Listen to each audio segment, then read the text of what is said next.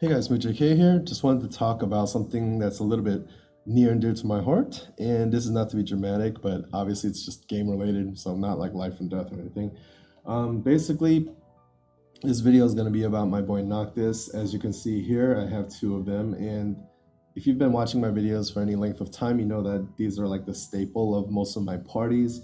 They've gotten me through so much content. They've gotten me through stuff pretty easily, relatively easily until recently. And, they've just been a godsend. They have so much utility, so many uses, and also dish out a good deal of damage. And they're obviously kings in Arena. I think that's pretty much indisputable. He's probably a king of Arena even today.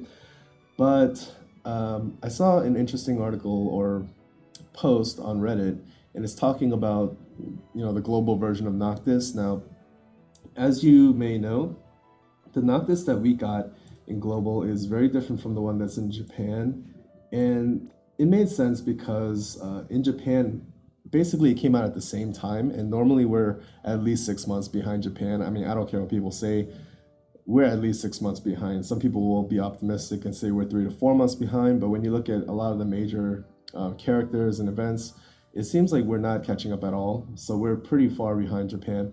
But anyway, he came out simultaneously in Japan and global. So obviously we couldn't get the full powered Noctis that Japan had, because that would totally just wreck the power curve or power creep in this game.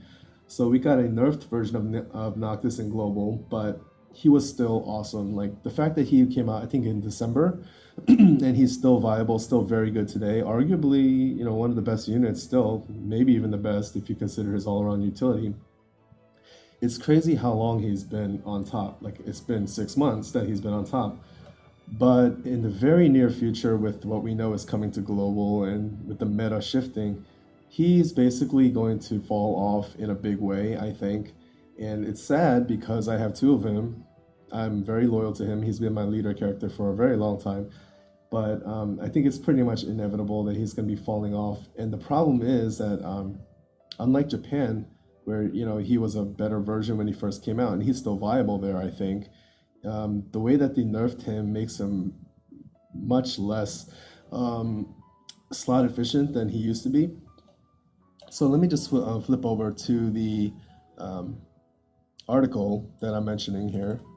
So it's this one on Reddit, and I'll link it below in the description. And they run down the differences between Japan and global. There are a lot of passives that got reduced when it came to global, but he's still, plenty strong compared to the current characters.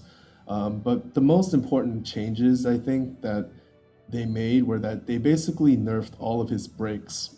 So that arguably would be one of the best uses of him going forward if it was still strong. But his breaks went from basically 45%, like the Standard Flask Spirit Magic break went from 45 to 30. Warp break, his main attack skill, it got weakened somewhat, but that's not really the big deal. 5 to 41x or 4.17x is still fine with me. But the attack and defense break went from 45 to 30. They basically nerfed everything to kind of on the same level as a full break. Which is, oh, and also his Ring of Lucia got way nerfed. Basically, Alterna costs 99 MP in global, but it only costs 80 in Japan. More importantly, the ring in Japan also has a 30% attack and magic boost. So imagine how well this will work on Noctis on a hybrid character.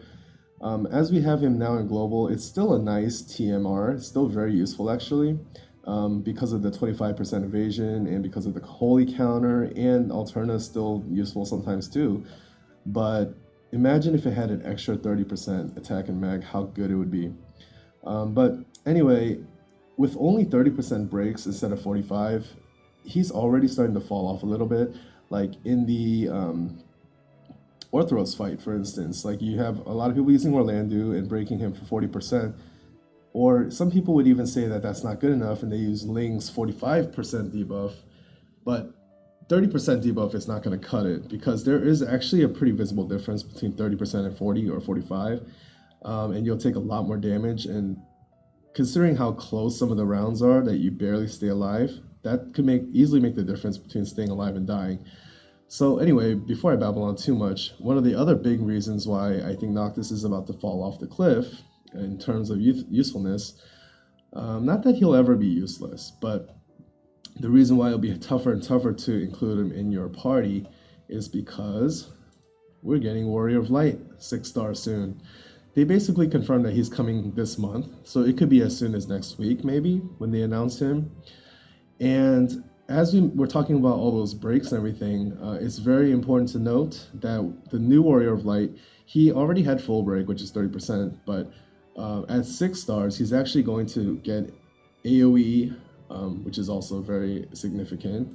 3-turn, 45% debuffs. So 45% debuff to attack and magic is very, very good, obviously, and it's on a very it's going to be very slot efficient on him because his main role is to be tanking and covering and all that stuff.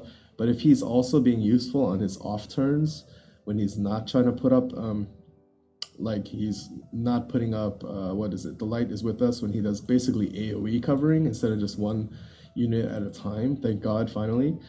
Yeah, he's going to be doing really good debuffs, 45% here, 45% to defense and spirit, and which will also increase your damage output for your party.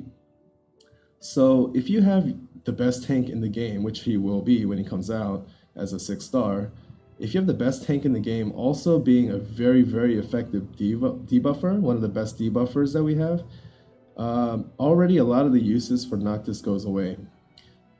Plus, on top of that, we have really good damage dealers and chainers, such as Orlando and all these other units that are coming into the game. Basically taking all that damage roll. Noctis can't do as much damage as them. Noctis can't break as well as people like Warrior of Light. So it's going to be really hard to find a spot for him in the team. Now, what about utility such as cover? I mean, it's really nice to regen HP and MP every turn, right?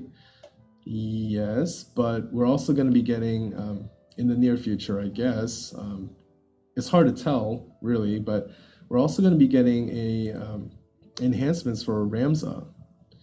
I should have maybe pulled this up before. Yeah, we're going to be getting enhancements for Ramza, and I already know this off the top of my head. His Hero's Rhyme is going to do 100% buff to all stats. Where is it? Okay, so he's going to be doing 100% buff to all stats while singing, and he's going to be doing heal, a really strong heal, a very respectable heal, and it's going to be giving MP while singing over 3 turns.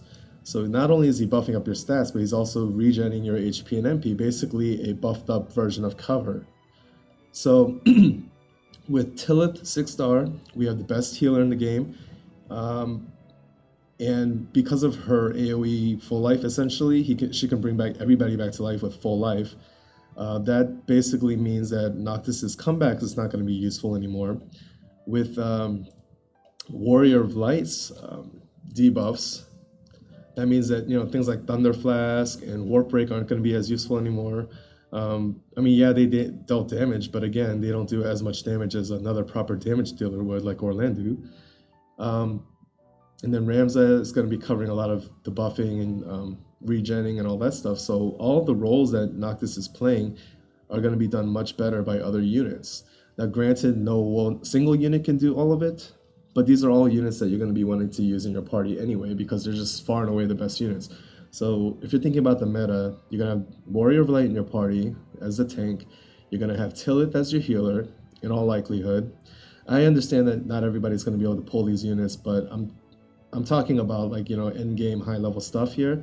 Noctis is still going to be useful for, any mid level player. I'm not saying he's not useful at all, but I'm talking about end game high level stuff here. So you have Warrior of Light tanking, Tillith healing, Ramza support and regenning your whole party. Not to mention that Tillith can,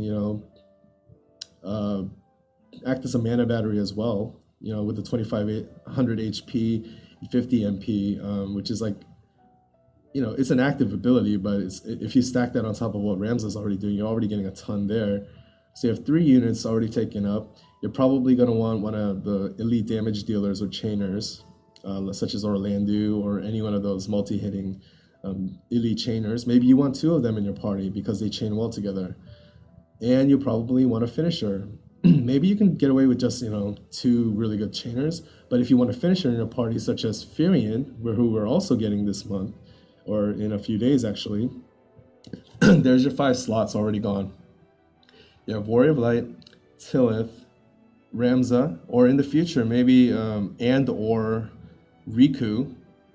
So maybe 3 or 4 slots taken right there, plus your chainer, and your friend is probably matching that chainer, or yeah. So that's all your slots gone right there. You don't have room for a Noctis anymore.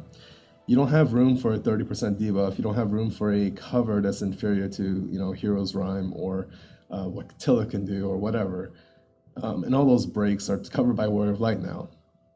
So it's sad to say, but I think that Noctis's time is quickly coming to an end.